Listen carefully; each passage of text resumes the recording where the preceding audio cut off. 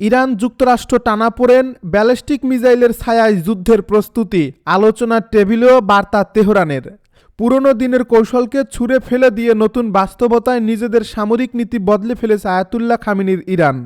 Tehran এখন আর শুধু প্রতিশোধের ভাষায় সীমাবদ্ধ থাকতে চায় না, বরং আক্রমণ আসার আগেই 2 ধাপ এগিয়ে প্রতিপক্ষকে চেপে ফেলতে চায়।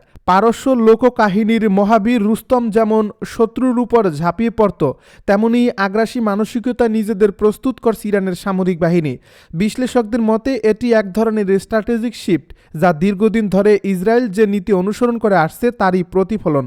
ইরানের বার্তা স্পষ্ট, শত্রু যত শক্তিশালীই হোক, এবার জবাব শুধু প্রতিরোধ নয়, হবে পাল্টা আঘাতের মাধ্যমে ধ্বংসাত্মক প্রতিশোধ। এই কৌশলগত পরিবর্তনের কেন্দ্রে রয়েছে ইরানের সবচেয়ে বড় শক্তি, ব্যালিস্টিক মিসাইল। তেহরানের মতে তাদের ক্ষেপণাস্ত্র বাহিনীই এমন এক শক্তিশালী ঢাল, যা দেশের সার্বভৌমত্ব রক্ষা করতে সক্ষম। আর সেই কারণেই পরমাণু ইস্যুতে সীমিত ছাড়ের ইঙ্গিত দিলেও মিসাইল কর্মসূচি নিয়ে কোনো আলোচনা নয়। এই অবস্থান আরও কঠোরভাবে তুলে ধরছে ইরান। আন্তর্জাতিক মহলে বারবার বলা হয়েছে ইরানের ব্যালিস্টিক মিসাইল কর্মসূচি এই মধ্যপ্রাচ্যের নিরাপত্তা সংকটের অন্যতম প্রধান উৎস।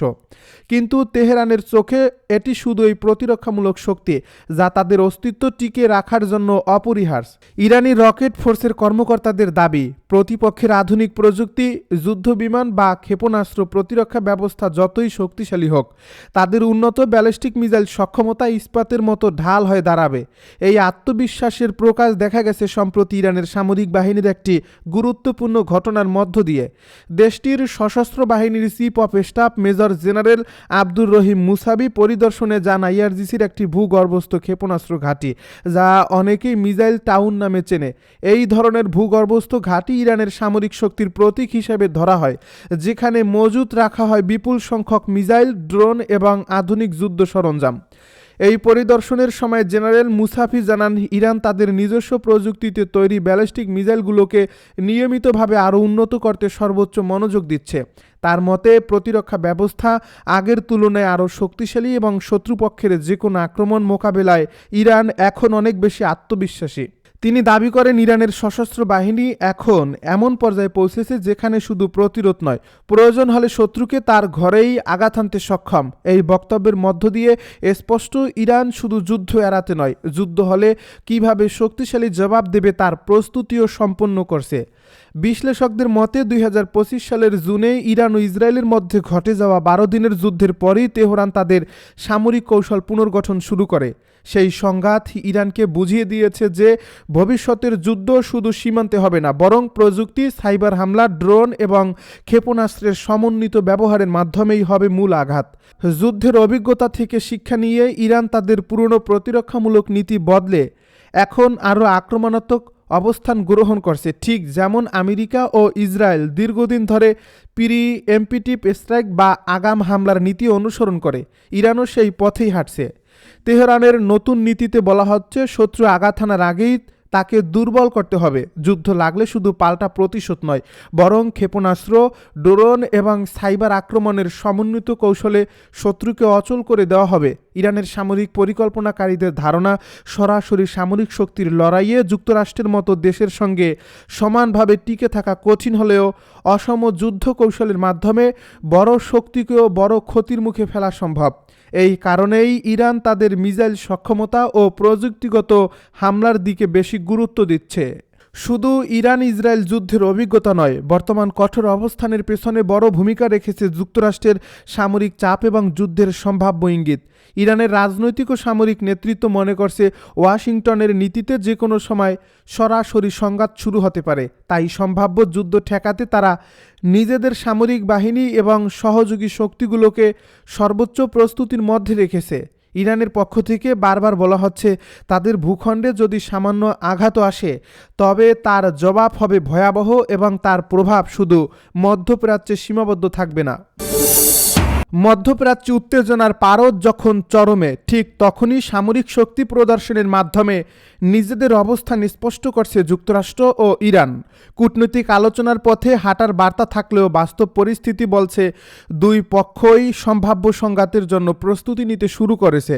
ওমানে উচ্চ পর্যায়ের আলোচনার আগেই ওয়াশিংটন যুদ্ধজাহাজ, যুদ্ধবিমান এবং মিসাইল বহনকারী ডেস্ট্রয়ার মোতায়েন করছে। একই সময়ে তেহরানও পাল্টা শক্তির প্রদর্শনী দেখিয়েছে তাদের নতুন ক্ষেপণাস্ত্র সক্ষমতা। আলোচনার ঠিক একদিন আগে ইরান প্রথমবারের মতো আরেকটি ভূগর্ভস্থ ঘাঁটিতে তাদের নতুন মধ্যম পাল্লার ব্যালিস্টিক ক্ষেপণাস্ত্র খোররামশার-4 মোতায়েনের ঘোষণা দেয়। রাষ্ট্রঘনিষ্ঠ সংবাদ মাধ্যম ফার্স নিউজ এজেন্সিতে প্রচারিত বার্তায় ইরান জানায় তাদের সামরিক নীতি এখনও মূলত প্রতিরোধ, ক্ষেপণাস্ত্র শক্তি এবং অসম যুদ্ধ কৌশলের উপর দাঁড়িয়ে আছে। বিশ্লেষকদের মতে এই সময়ে ইরানের এমন ঘোষণা কেবল একটি সামরিক পদক্ষেপ নয়, বরং এটি যুক্তরাষ্ট্র ও পশ্চিমা শক্তির উদ্দেশ্যে স্পষ্ট কৌশলগত বার্তা। ওমানের আলোচনাকে কেন্দ্র করে যখন আন্তর্জাতিক অঙ্গনে শক্তি ও উত্তেজনা প্রশমনের আশা তৈরি হচ্ছিল, ঠিক তখনই এই ধরনের অস্ত্র মোতায়েন ইঙ্গিত দিচ্ছে যে তেহরান আলোচনায় বসছে শক্ত অবস্থা নিয়ে। অপরদিকে যুক্তরাষ্ট্র সামরিক উপস্থিতি বাড়িয়ে বুঝিয়ে দিচ্ছে তারা কেবল আলোচনার টেবিলে নয়, প্রয়োজনে যুদ্ধক্ষেত্রেও প্রস্তুত, যার ফলে এই অঞ্চলে কূটনীতি ও সামরিক উত্তেজনা একসঙ্গে সমান্তরাল গতিতে এগিয়ে যাচ্ছে। গ্লোবাল ফায়ার পাওয়ার সূচক অনুযায়ী জনবল, সরঞ্জাম এবং লজিস্টিক সক্ষমতার দিক থেকে ইরান বর্তমানে বিশ্বের শীর্ষ 20টি সামরিক শক্তির মধ্যে একটি।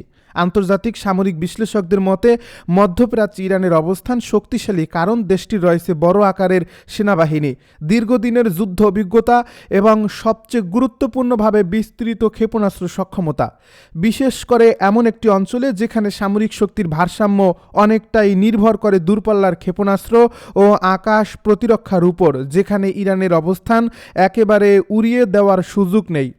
International institute for strategic স্টাডিজের military balance 2025 প্রতিবেদনে বলা হয়েছে ইরানের সক্রিয় সামরিক সদস্য সংখ্যা প্রায় 6,10,000।